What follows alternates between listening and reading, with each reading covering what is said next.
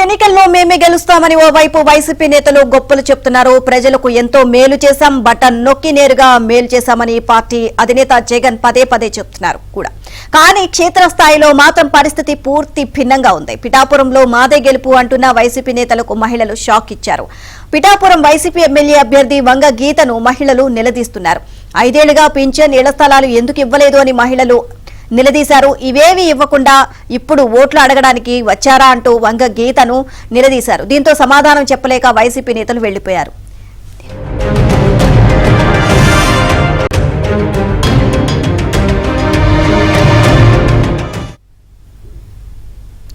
ఇదే అంశానికి సంబంధించి మరిన్ని అప్డేట్స్ మాకు స్పోనైన అప్పారావు అడిగి తెలుసుకుందాం. అప్పారావు, ఇప్పుడు ఓట్లు అడగడానికి ప్రజాక్షేత్రంలోకి వెళ్తున్నారు వైసీపీ నేతలు. సో ప్రతి చోట కూడా అడుగడిగిన వాళ్ళకి ప్రజలు ఎదురు ప్రశ్నలు అడుగుతున్న సందర్భం అయితే నెలకొంది. ఓవరాల్ గా అప్డేట్స్ ఏంటి? నీలిమా, కాకినాడ జిల్లాలో వైసీపీ నేతలకు ఎక్కడికెక్కడ చుక్కలు కనిపిస్తున్నాయి. అసెంబ్లీ ఎన్నికల ప్రచారానికి ఆర్భాటంగా వెళ్తున్న నేతలను ఎక్కడికెక్కడ ప్రజలు కడిగి పారేస్తున్నారు.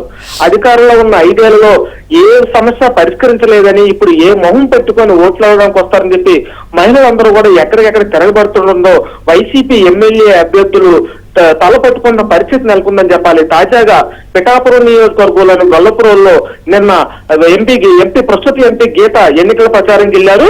ఆమె ప్రస్తుతం ఈవిడ పిఠాపురం ఎమ్మెల్యే అభ్యర్థిగా కొనసాగుతున్నారు. అయితే మహిళలందరూ కూడా వంగ గీతను చుట్టుముచ్చి ప్రశ్నలతో ఉక్కిరి బిక్కిరి చేశారు.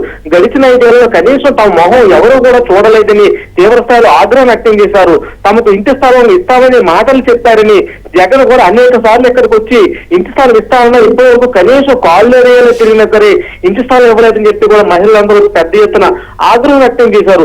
లక్ష్మి అనే మహిళ అయితే తాను ఒంటరి మహిళని, ఒంటరి మహిళలకు సంబంధించి పింఛను కోసం కాళ్ళు అడిగాలని జరిగిన కనీసం అధికార పార్టీ నేతలు ఎవరు పట్టించుకోలేదని ఇప్పుడు ఏ మొహం పెట్టుకొని ఓట్లు అవడానికి వస్తారని చెప్పి కూడా మహిళలందరూ కూడా వంగ గీతను నిలదీశారు. అయితే వైసీపీ ప్రభుత్వం వచ్చిన తర్వాత మీ సంగతి ఆలోచిస్తారని చెప్పడంతో అక్కడున్న మహిళలందరూ కూడా వంగ గీతపై తీవ్రస్థాయిలో నిప్పులు కట్టారు. ఉత్తర ప్రచారానికి వచ్చి లేనిపోని హామీలు ఇచ్చి తమను ఎంతకాలం మోసం చేస్తారని చెప్పి కూడా మహిళలందరూ తీవ్ర ఆగ్రహం వ్యక్తం చేశారు. ఇదే కాకుండా గడిచిన 2 రోజుల కిందట కాకినాడ సిటీ ఎమ్మెల్యే దోరంపూడి చంద్రశేఖర్ రెడ్డి తొలి రోజు ప్రచారంలోకి ఒక మత్స్యకార గ్రామానికి వెళ్తే అక్కడ కూడా మత్స్యకారులు తీవ్ర స్థాయిలో ఆగ్రహం వ్యక్తం చేశారు. ఇన్నాళ్ళకు తమ ప్రాంతం గుర్తొచ్చిందా, ఇదేమి ప్రభుత్వం అని చెప్పి కూడా దోరంపూడి చంద్రశేఖర్ రెడ్డిపై నిప్పులు కక్కిన పరిస్థితి